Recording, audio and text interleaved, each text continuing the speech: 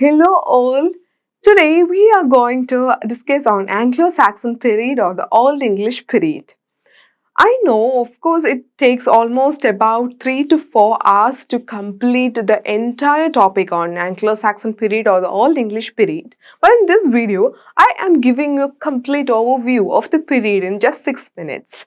So, what I've done is that I have sorted out the entire period into 4 sections, and the 4 sections are: the first is the historical background of the period. The second is the language of the period. The third is the literary features of the period.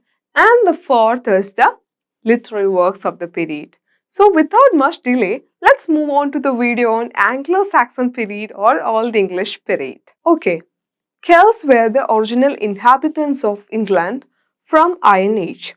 And there were initial tussle between the Romans and the Celts, and what the Celts did was that they asked for help from the Germanic tribes like Angles, Saxons and Jutes.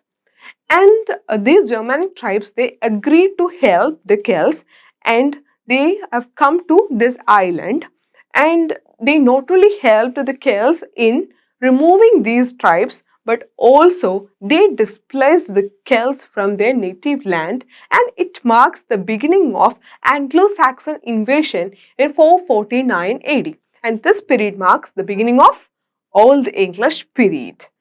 And about Anglo-Saxons, they have more of a pagan belief system, and they followed the pagan belief system even after arriving into the lands of Celts or the Britain. And they continue to worship their pagan gods like Thor, Odin, Frigg, etc. And later, St. Augustine arrived to this island in 597 AD, and he converted a large group of the people into Christianity. And this is the timeline of Anglo-Saxon period. And the best historical accounts of the period was written much later by Venerable Bede in his Ecclesiastical History of English Nation. So, the second section we are going to deal is on the language of the period. Old English, which is the ancestor of Middle English and Modern English, is usually placed under West Germanic languages by scholars. And the 4 dialects of Old English are: number 1 is Northumbrian, which was spoken in the northern part of England. Number 2 is Mercian, which was spoken in the Midland region. Number 3 was spoken in the southeastern England and is known as Kentish. And number 4 is West Saxon, which is spoken in the southwestern England. Southwestern West Saxon. Yes. And much of the surviving writings of Old English was in West Saxon, and it was the language of Alfred the Great. The third section we are going to discuss in this video is on literary features or characteristics of the works produced during this period. And the first feature is that most of the works which were produced during this period were by anonymous writers. That means the names of those writers are unknown to us, except for 2 or 3 works.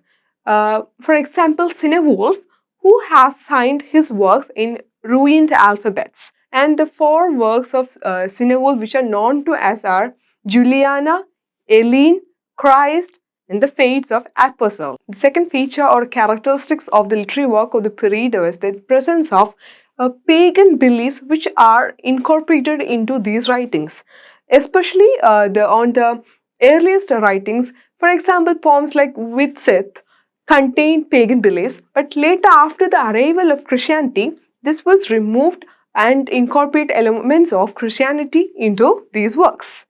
And the third feature is that most of these works are written by hand, and only some fragments of these works exist now as manuscripts to us.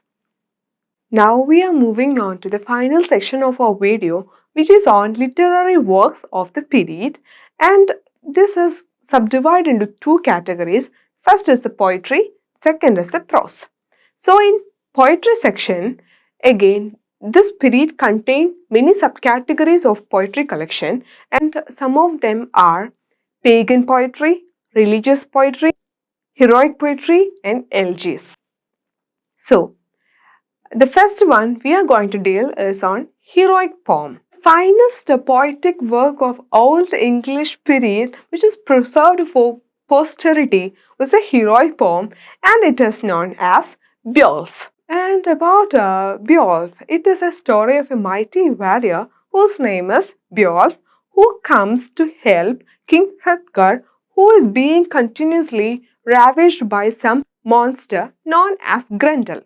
And Beowulf helps the king by killing Grendel as well as Grendel's mother. So, this man Beowulf emerged as a mighty figure, and the poem is based upon him. And people are much inspired by his mightiness and his ability to protect the kingdom. On returning to his native land, he is being selected as the king of his native land called Gets. And the poem ends with the funeral of Beowulf, who has been poisoned from the flames of a dragon. The next group of poetry is the religious poetry, which incorporates Christian elements into their writings.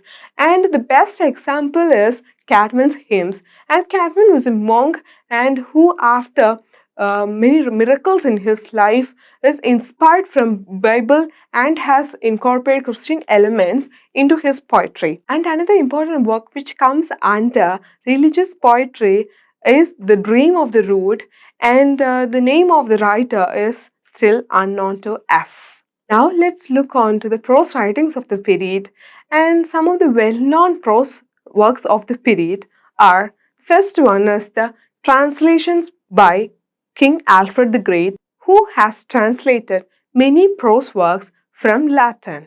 The second is the Ecclesiastical History of English Nation by Venerable Bede, and another important prose work of the period include Anglo-Saxon Chronicle. And these prose works are very significant to our understanding of the Old English period or the Anglo-Saxon period.